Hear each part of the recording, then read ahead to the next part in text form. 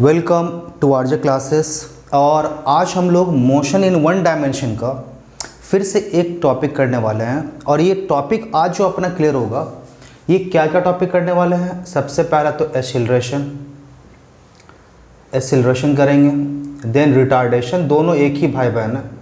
Retardation, acceleration due to gravity, acceleration due to gravity. और इसके बाद अगर अपने पास कुछ टाइम बचता है तो फिर हम लोग कुछ न्यूमेरिकल्स पे इसका क्या करेंगे, कोशिश करेंगे। और अगर नहीं तो फिर हम लोग नेक्स्ट वीडियो में न्यूमेरिकल्स प्रैक्टिस करेंगे और उसके बाद फिर नेक्स्ट टॉपिक कवर करेंगे। तो सबसे पहले आता है क्या, एसिलरेशन। और एसिलरेशन का ही नेगेटिव जो पार्ट होगा that will be the retardation. तो एसिलरेशन समझने के लिए सबसे पहले जरा सा वेलोसिटी में आ जाते हैं। Speed and velocity 2 minute time लेते हैं, फिर से हम लोग जरा सा रिवाइज कर लेते हैं। तो पहली बात हम लोग करते हैं क्या, स्पीड की। स्पीड, तो स्पीड क्या था आप लोग लास्ट वीडियो में पढ़े होंगे या आपको जो वीडियो वगैरह दिया गया उसमें आप अच्छी तरह समझ चुके होंगे कि स्पीड क्या है। किसी भी मूविंग ऑब्जेक्ट के थ्रू यूनिट टाइम के अंदर जो डिस्टेंस कवर्ड होगा, तो आप बोलते हो कि distance covered by a moving object in unit time. और वेलोसिटी क्या था, वेलोसिटी दोनों फर्क है और फर्क आप अच्छी तरह समझाया गया था। तो स्पीड क्या था, डिस्टेंस कवर्ड, और ये क्या था, displacement made by a moving object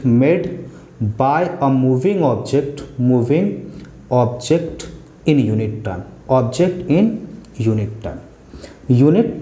और ये क्या था अपने पास, speed was scalar quantity, velocity जो है ये वेक्टर क्वांटिटी है। ये जीरो हो सकता था, नेगेटिव हो सकता था, कुछ भी हो सकता था। तो अभी जो हम लोग बात करने वाले हैं ये वेलोसिटी की बात करने वाले हैं। स्पीड का यहाँ पे कुछ भी रोल नहीं है। प्रैक्टिकली देखो, दोनों ही एक ही तरह का साउंड करता है, दोनों का मतलब भी एक ही होता है।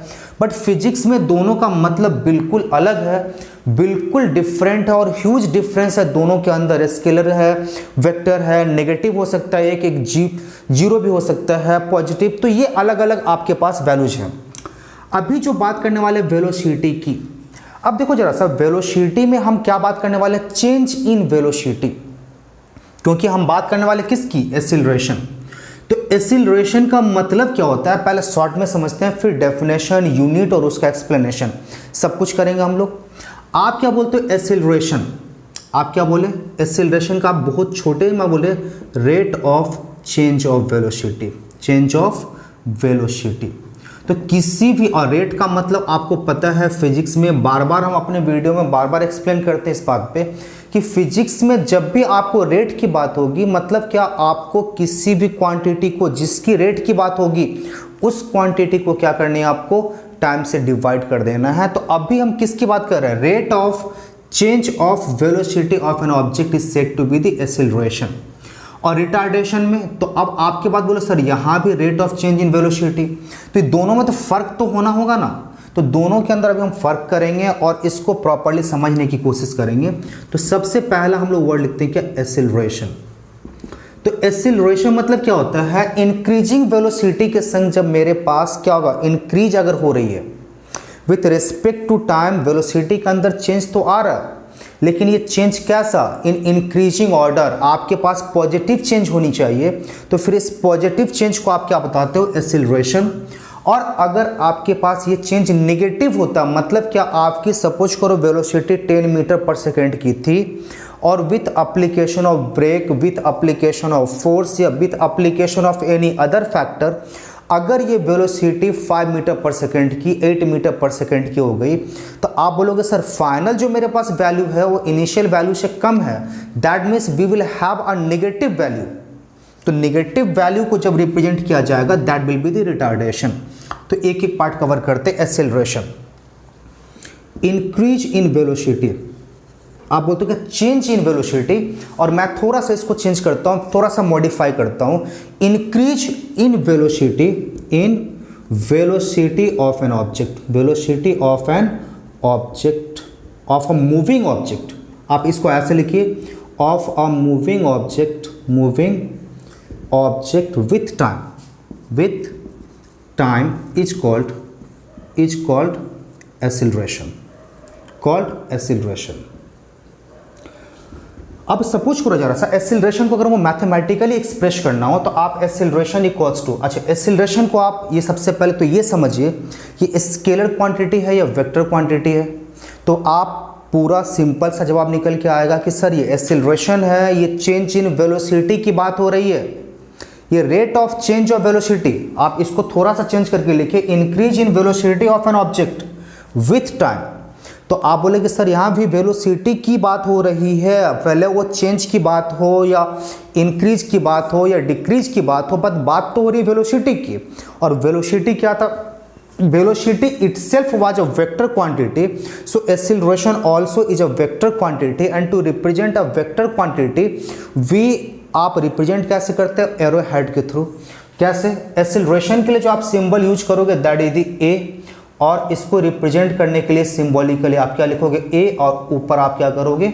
एरो डालोगे, क्योंकि वेक्टर क्वांटिटी कुछ भी हो उसको रिप्रेजेंट करने के लिए आप क्या करते हो? ऊपर एरो का सिंबल यूज करते हो। चलिए जरा सही समझ में आ गया। अगर इसको हम मैथमेटिकली लिखें तो आप क्या बोलोगे? Acceleration a equals to change in velocity, और बाय क्या लिखोगे आप? टाइम। तो change in velocity by time.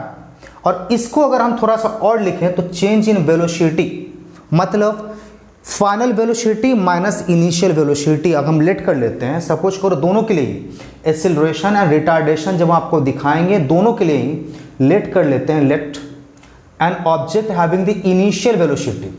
अच्छा यहाँ जरा सा हाथ से इरेज कर लेते हैं, कोई टेंशन नहीं। होप इतना तो आप लिख चुके होंगे, यहाँ सब लिखते हैं। अच्छा अब यहाँ से इसको ऊपर थोड़ा सा आते हैं, अभी लेट कर लेते हैं। क्या? Let an object having the initial velocity. Initial velocity जो आपके पास है दैट इज क्या हो जाएगा? v1।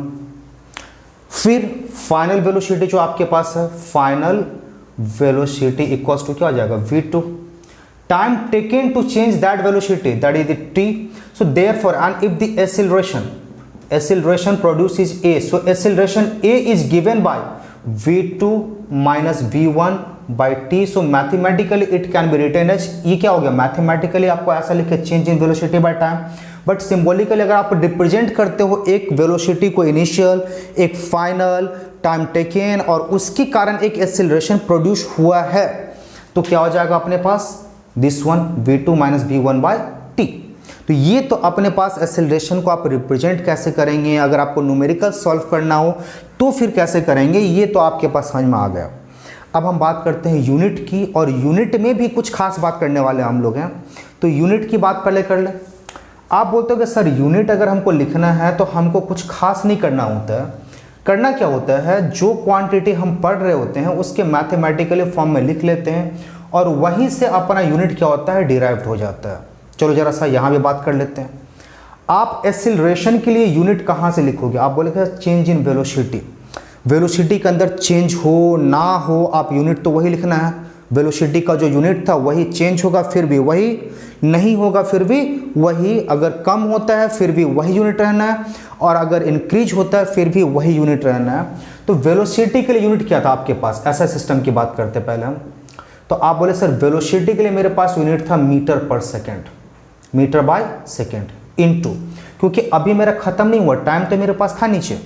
और टाइम के लिए यूनिट क्या हम लोग यूज करते हैं? तो बहुत सिंपल सा फटाक से आपका जवाब निकल के आएगा। टाइम के लिए जो यूनिट यूज करने वाले हैं दैट इज द सेकेंड।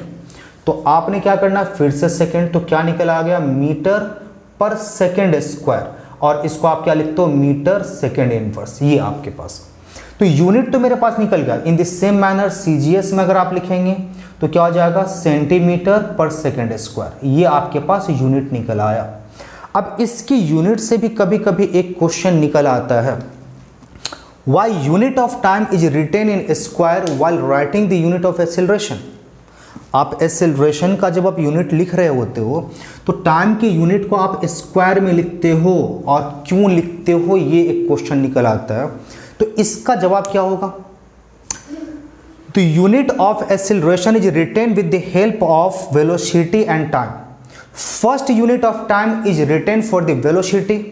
देखो जरा सा आप पहले लिखे हो, पहला यूनिट जो निकल के आ गया टाइम का, ये जो सेकंड लिखे आप, ये किसके लिए लिखे थे? आप सीधा सा बोलोगे सर पहला यूनिट जो हमने लिखा था ये किसके लिए लिखा था? वेलोसिटी के लिए लिखा था। और जो सेकंड यूनिट जो आप टाइम का लिखे हो किसके लिए? चेंज इन वेलोसिटी के लिए, रेट के लिए आप उस, तो आप वही बात क्या करोगे अपने आंसर में भी अप्लाई करोगे कि first unit of time is written for the velocity and second unit of time is written for the क्या जाएगा? Rate of change in velocity. That's why unit of time is written in square while writing the unit of acceleration. चलिए अब acceleration तो समझ में आ गया हमके मेरे पास। एक्सेलरेशन के बाद रिटार्डेशन। अच्छा रिटार्डेशन आप क्या बोलोगे? तो रिटार्डेशन के लिए भी फिर वही बात। अच्छा इसको हम रखते हैं यहाँ से, यहाँ रखते हैं ऐसे। अब रिटार्डेशन के लिए भी आप वही बात करेंगे कि आप बोले थे कि increase in velocity with respect to time is said to be acceleration. यहां क्या बोलेंगे? Decrease in velocity, retardation decrease in velocity of a moving object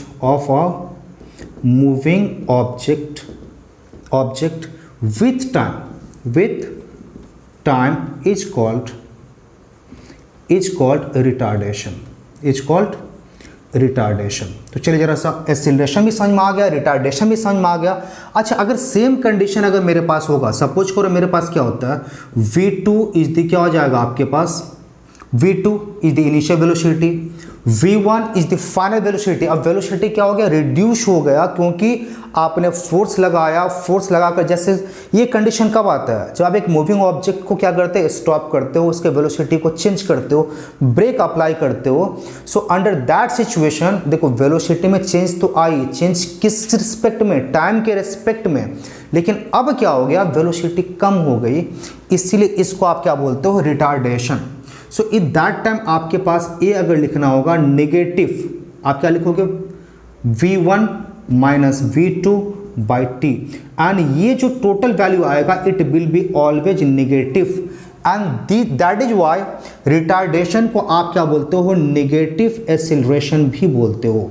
acceleration अगर आप यूनिट की बात करो या दूसरे किसी भी क्वांटिटी की बात करो, you will have the same thing, unit वही होगी, सब कुछ वही होगी। सिर्फ क्या होगा जब आप इसको यूज कर रहे होगे तो आपके पास क्या होगा? एक नेगेटिव वैल्यू आएगा। तो रिटार्डेशन और एक्सेलरेशन में फर्क इतना ही है, acceleration will have the positive value and retardation will have the negative value. अच्छा अब एक्सेलरेशन रिटार्डेशन को करीब करीब सारा का सारा चीज समझ में आ गया होगा। अब आते हैं एक और word, acceleration due to gravity. देखो एक्सेलरेशन ड्यू टू ग्रेविटी की जब आप बात कर रहे होते हैं, जरा से इरेज करते हैं इसको। यहां जो हम बात करने वाले हैं that is the acceleration due to gravity. देखो जब एक्सेलरेशन ड्यू टू ग्रेविटी की बात करते हो तो देखो ये जो वर्ड है पूरा का पूरा खुद को एक्सप्लेन कर रहा है। इसको एक्सप्लेन करने की, इसको डिफाइन करने की हमको ज़रूरत नहीं है। यहाँ से सारा का सारा इन्फॉर्मेशन रिवील्ड है। आपको जो भी इन्फॉर्मेशन चाहिए खुद बता रहा है। ये क्या है? ये एक्सेलरेशन है। एक्सेलरेशन है मतलब आप समझ में आ गया होगा आपको कि एक्सेलरेशन मतलब चेंज इन वेलोसिटी है। और अगर किसी भी ऑब्जेक्ट के वेलोसिटी में चेंज आता है इसका मतलब ये क्लियर है कि उस ऑब्जेक्ट के ऊपर आपने फोर्स अप्लाई किया है, क्योंकि विदाउट फोर्स के अप्लाई किए हुए किसी भी ऑब्जेक्ट के वेलोसिटी में किसी भी तरह का कोई चेंज नहीं आएगा। तो चलिए जरा सर ये तो समझ में आ गया कि फोर्स अप्लाई करते थे और ये फोर्स डिफरेंट फॉर्म में हो सकता है। अब क्या होता है, हम जो बात करने वाले हैं एक ऐसे एक्सेलरेशन की जो एक्सेलरेशन किसके कारण आया है? आप बोलोगे सर ग्रेविटी के कारण। यहाँ लिख दिया ड्यू टू ग्रेविटी। किसके कारण? ग्रेविटी अप्लाई कौन करेगा? ऑब्वियसली सर अर्थ जो फोर्स अप्लाई करता है, अर्थ जिस फोर्स से किसी चीज को अपने तरफ खींचेगा, तो अर्थ के थ्रू जो फोर्स अप्लाइड होगा, अर्थ जो फोर्स अप्लाइड करेगा दैट इज कॉल्ड ग्रेविटी। आप क्या बोलते हो? एक ऑब्जेक्ट अगर आप एक हाइट पर रखे हो, वहां से अगर आप इसको फ्रीली फॉल करवाते हो, आप बोलोगे सर जब एक पर्टिकुलर हाइट पे था ये रेस्ट में था, इसकी वेलोसिटी कितनी की, 0 की, लेकिन जब ये नीचे की तरफ गिरने लगा इसके वेलोसिटी में चेंज आ रहा है और इसकी वेलोसिटी में चेंज हुआ, लेकिन ये चेंज किसकी वजह से हुआ, ये चेंज ग्रेविटी की वजह से हुआ और इसीलिए इसको क्या बोला गया, acceleration due to gravity.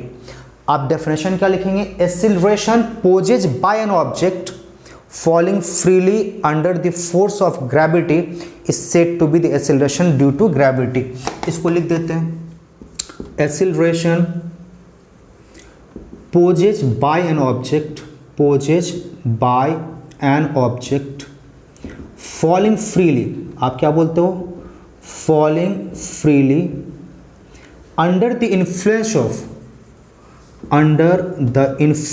of gravity, under the influence of force of gravity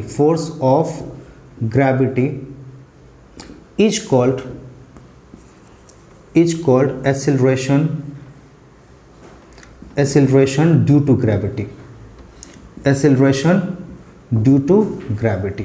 तो ये आपके पास जो था एक्सेलरेशन, ये सारा का सारा टॉपिक होप समझ में आ गया होगा। नेक्स्ट वीडियो में अब हम लोग क्या करेंगे, जो भी हम लोगों ने सीख रखा है स्पीड, वेलोसिटी, एक्सेलरेशन, इसके न्यूमेरिकल्स हम लोग कंप्लीट करेंगे नेक्स्ट वीडियो में।